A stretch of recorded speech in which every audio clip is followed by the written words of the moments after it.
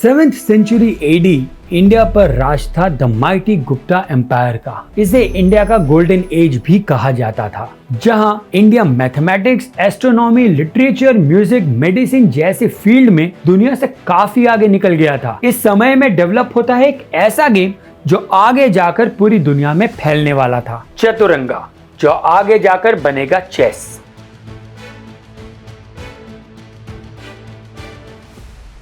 Hello दोस्तों, मैं हूँ राज कालरा और आर्की की दुनिया में आप सभी का स्वागत है हमारे एक और नए वीडियो में, जहां हम जानेंगे एक ऐसे गेम के बारे में जिसे आप सभी ने लाइफ में कभी ना कभी तो एक बारी खेला ही होगा। हो सकता है अपने पापा के साथ, या फिर अपने दोस्तों के साथ, और या फिर अपने रूल्स के साथ। दोस्तों, हम बात कर रहे हैं शतरंज की, यानी चेस की।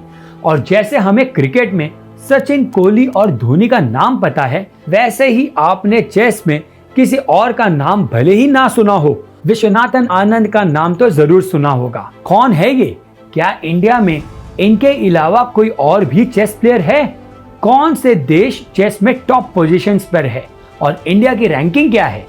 इन सभी का जवाब और इससे रिलेटेड सारी इंफॉर्मेशन इस वीडियो में देखेंगे। जैसा कि हमने शुरुआत में बात की थी कि कैसे गुप्ता एम्पायर में बना चतुरंगा आगे जाके चेस का रूप लेगा। चतुरंगा ये एक संस्कृत वर्ड है जिसका मीनिंग होता है 4 आर्म्स। ये एंशिएंट आर्मी के 4 डिवीजन, इन्फेंट्री, कैवेलरी, एलिफेंट्री और चैरियटरी को रेफर करता है। गुप्ता एम्पायर में बना ये गेम आगे जाकर पर्शियन एम्पायर में फैल गया और वहां मिडिल ईस्ट और यूरोप और आज तो ये पूरी दुनिया में मशहूर है। वक्त और जगह के साथ साथ इसके रूल्स में भी काफी बदलाव आए, पर इवेंचुअली इस गेम के रूल्स 16th सेंचुरी आते आते कंसोलिडेट हो गए, जिसे आज हम मॉडर्न डेज में चेस कहते हैं। तो आइए इस मॉडर्न डे चेस के कुछ रूल्स को समझ लेते हैं। कुछ बेसिक चीजें तो आप जानते ही हैं कि 2 खिलाड़ी इसे खेलते हैं, एक ब्लैक पीसेस और एक व्हाइट पीसेस। फर्स्ट मूव हमेशा व्हाइट खेलता है। चेस के गेम्स को 3 हिस्सों में क्लासिफाई किया गया है। क्लासिकल, जिसका एवरेज टाइम होता है 2 से 3 आवर, रैपिड, जिसका एवरेज टाइम होता है 20 से 30 मिनट, और ब्लिट्ज, जो कुछ ही मिनटों में खत्म हो जाता है। क्लासिकल जो कि घंटों तक चलता है और पुराने जमाने में ये कई दिनों तक, हफ्तों तक भी चलता रहता था, और आज के समय में इसे टाइम लिमिट में बाउंड कर दिया गया है और क्लासिकल चेस को ही दुनिया वाइडली रिकॉग्नाइज करती है। दोस्तों, चेस को एक कॉम्प्लिकेटेड गेम कहा जाता है, जिसे खेलते वक्त आपको काफी दिमाग लगाना पड़ता है। ओपोनेंट क्या सोच रहा है और उसका अगला मूव क्या होगा, ये सब कैलकुलेट करने के लिए आपको गेम में मेंटली अलर्ट रहना पड़ता है।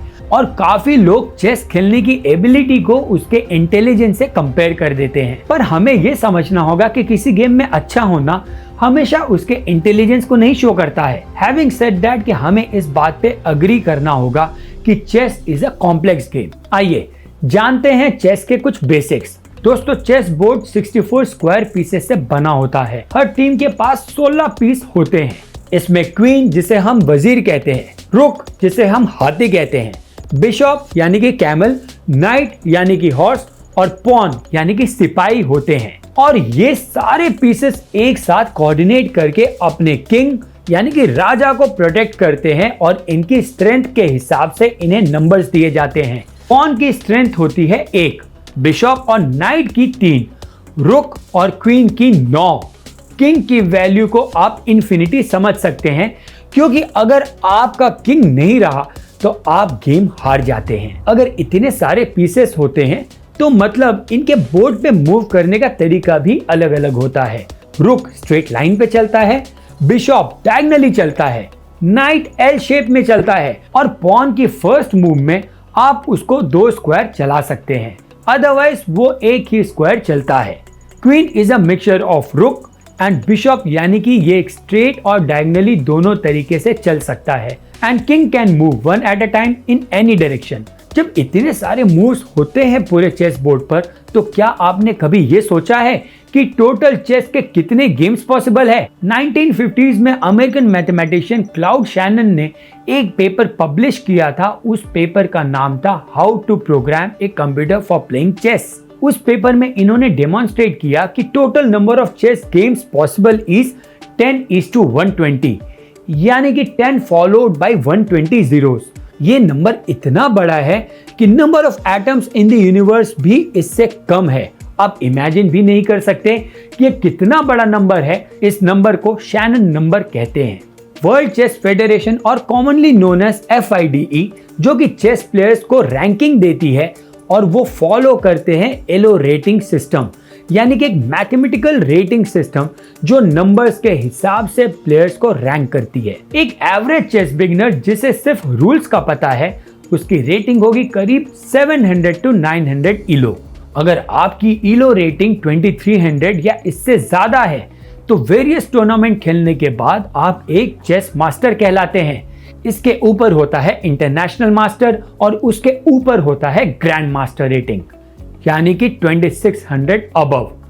GM टाइटल चेस का हाईएस्ट टाइटल है। इंडिया में आज के डेटा के मुताबिक 82 GM है। वही बात करें और दूसरे देशों की तो रशिया में करीब 364 और जर्मनी में 118, यूक्रेन में 108 और USA में 89 ग्रैंड मास्टर्स हैं। In 1988, Viswanathan Anand became the first Grand Master of India. Magnus Carlsen, a Grand Master of Norway, आज के समय में वर्ल्ड के हाईएस्ट रेटेड प्लेयर है। अगर हम इंडिया की बात करें तो रिसेंटली 17 साल के grand master D Gukesh India के हाईएस्ट रेटेड चेस प्लेयर बने हैं विद द रेटिंग ऑफ 2754। इन्होंने ये खिताब विश्वनाथन आनंद, जो कि 36 साल से इंडिया के नंबर 1 चेस प्लेयर का खिताब अपने नाम पे किया हुआ था, उनको पीछे छोड़कर हासिल कर लिया है। दोस्तों, इंडिया के लिस्ट ऑफ ग्रैंड मास्टर्स को अगर हम देखें तो हमें ये पता चलेगा कि इनमें से बहुत सारे यंगस्टर्स हैं और आज के चेस वर्ल्ड में इंडिया यंगस्टर का बोलबाला है। अभी हाल ही में हुए FIDE वर्ल्ड चेस चैंपियन में 18 साल के इंडियन रमेश बाबू प्रगनंदा ने सिल्वर मेडल जीत के पूरे इंडिया का नाम रोशन कर दिया था। आपने इसके बारे में शायद सुना भी होगा और काफी न्यूज चैनल्स ने इसे कवर भी किया था। फाइनल्स में उनके ओपोनेंट थे मैग्नस कार्लसन, जिन्होंने गोल्ड मेडल जीता। प्रगनंदा इंडिया के चेस हिस्ट्री में दूसरे ऐसे प्लेयर बने जिन्होंने फाइड वर्ल्ड कप फाइनल में अपनी जगह बनाई। अगर पहले इंडियन प्लेयर की बात करें जिन्होंने फाइड वर्ल्ड कप एक नहीं बल्कि 2 बार जीता है, आपने अभी तक गेस भी कर लिया होगा। जी हाँ, विश्वनाथन आनंद, जो कि 5 बार वर्ल्ड चेस चैंपियन और इन्होंने वर्ल्ड चेस वर्ल्ड में हुए लगभग सभी मेजर खिताब जीते हैं और काफी एक्सपर्ट्स के हिसाब से ये one of the greatest chess player of all time है।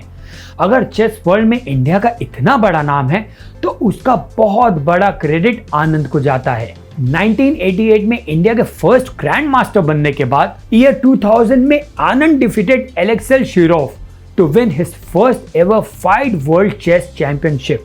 ये टाइटल उन्होंने 2022 तक होल्ड किया। 2008 में व्लादिमीर खारमेनिक को हराकर आनंद ने फिर से वर्ल्ड चेस चैंपियंस का खिताब अपने नाम किया। 2008, 2010, 2012 में आनंद वर्ल्ड चेस चैंपियन बने और 1991-92 में आनंद को इंडियन गवर्नमेंट की तरफ से खेल रत्न अवार्ड से भी सम्मानित किया गया, जो कि इंडिया के हाईएस्ट स्पोर्टिंग ऑनर है। 2007 में इन्हें पद्म विभूषण से भी सम्मानित किया गया था, जो कि इंडिया का सेकंड हाईएस्ट सिविलियन अवार्ड है, making him the first sports person to receive this award. ये 2000s का दौर चेस यंगस्टर्स के लिए काफी इंस्पिरेशनल भरा था। बहुत बच्चों ने आनंद को देखकर चेस खेलना शुरू किया और आज वो इंटरनेशनल टूर्नामेंट्स खेल रहे हैं। दोस्तों, इंडिया की चेस की रैंक पिछले 2 से 3 सालों में इंप्रूव हुई है और हमने अपने नंबर ऑफ ग्रैंड मास्टर्स में भी काफी इजाफा किया है, लेकिन हमें और इंप्रूव करना है और देखना यह है कि इंडिया से सेकंड वर्ल्ड चेस चैंपियन कौन बनता है फ्यूचर में। विश्वनाथन आनंद ने एक बार कहा था, I keep forcing, I keep learning new things in the game and so far I have been taking challenges as they come. Anand के इसी कोट के साथ आज का ये वीडियो समाप्त करते हैं और ऐसे और इंटरेस्टिंग वीडियो देखने के लिए हमारे इस चैनल को अभी सब्सक्राइब कर ले। धन्यवाद। जय हिंद।